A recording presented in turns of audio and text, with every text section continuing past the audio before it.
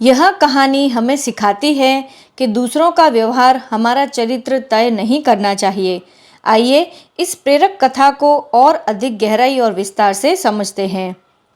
प्राचीन समय की बात है, एक ज्ञानी महात्मा अपने शिष्यों के साथ गंगा नदी के तट पर ठहरे हुए थे। सुबह का समय था, सूर्य की पहली किरणें पानी पर चमक रही थी। महात्मा जी हर रोज की तरह नदी के शीतल जल में स्नान करने के लिए उतरे। उनके शिष्य तट पर बैठकर उनके बाहर आने का इंतजार कर रहे थे। जब महात्मा जी जल में खड़े होकर सूर्य को अर्घ्य दे रहे थे, तभी उनकी दृष्टि में पानी में बहते हुए एक बिच्छू पर पड़ी। पहाड़ी नदी होने के कारण पानी का बहाव तेज था और बिच्छू अपनी जान बचाने के लिए बुरी तरह छटपटा रहा था। वह बार बार किनारे की ओर आने की कोशिश करता, लेकिन पानी की लहरें उसे वापस गहराई में खींच ले जाती।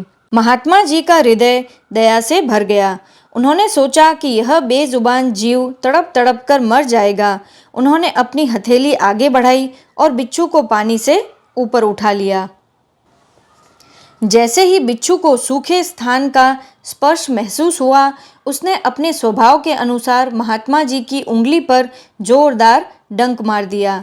जहर का तीखा दर्द महात्मा जी के पूरे शरीर में दौड़ गया। अनजाने में उनका हाथ हिला और बिच्छू फिर से गहरे पानी में जा गिरा। महात्मा जी ने हार नहीं मानी। उन्होंने फिर से अपना हाथ आगे बढ़ाया। बिच्छू ने दूसरी बार डंक मारा।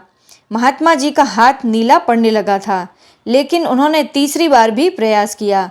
हर बार बिच्छू उन्हें काटता और हर बार महात्मा जी उसे बचाने की कोशिश करते। तट पर बैठा उनका एक प्रिय शिष्य यह सब देख रहा था। उसे अपने गुरु का यह कष्ट सहा नहीं गया। वह चिल्लाकर बोला, गुरुदेव, आप यह क्या कर रहे हैं? वह एक तुच्छ और जहरीला जीव है। वह आपके उपकार को नहीं समझता, बल्कि आपको बार बार चोट पहुंचा रहा है। उसे उसके भाग्य पर छोड़ दीजिए, उसे मर जाने दीजिए। महात्मा जी ने अंततः बिच्छू को सुरक्षित किनारे की एक सूखी चट्टान पर रख दिया।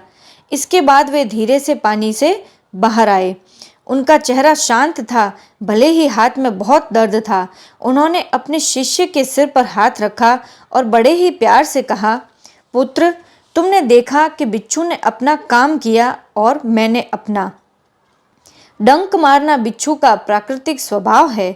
वह एक छोटा सा जीव है जिसे सही और गलत का ज्ञान नहीं है। जब वह अपना बुरा स्वभाव नहीं छोड़ रहा, तो मैं एक मनुष्य होकर अपना परोपकार का स्वभाव कैसे छोड़ दूं? यदि बुरा व्यक्ति अपनी बुराई नहीं छोड़ता, तो अच्छे व्यक्ति को अपनी अच्छाई क्यों छोड़ लेनी चाहिए? इस कहानी से हमें यह शिक्षा मिलती है कि दूसरों का बुरा व्यवहार हमें बदलने की ताकत नहीं रखना चाहिए। यदि हम किसी के बुरे होने पर खुद बुरे बन जाते हैं, तो उनमें और हम में क्या अंतर रह जाएगा? महान लोग केवल अपनों पर ही नहीं, बल्कि अपने शत्रुओं पर भी करुणा दिखाते हैं। हमारा सुख और शांति इस बात पर निर्भर नहीं होनी चाहिए कि दुनिया हमारे साथ कैसा व्यवहार करती है, बल्कि इस पर कि हम दुनिया के प्रति कैसे हैं।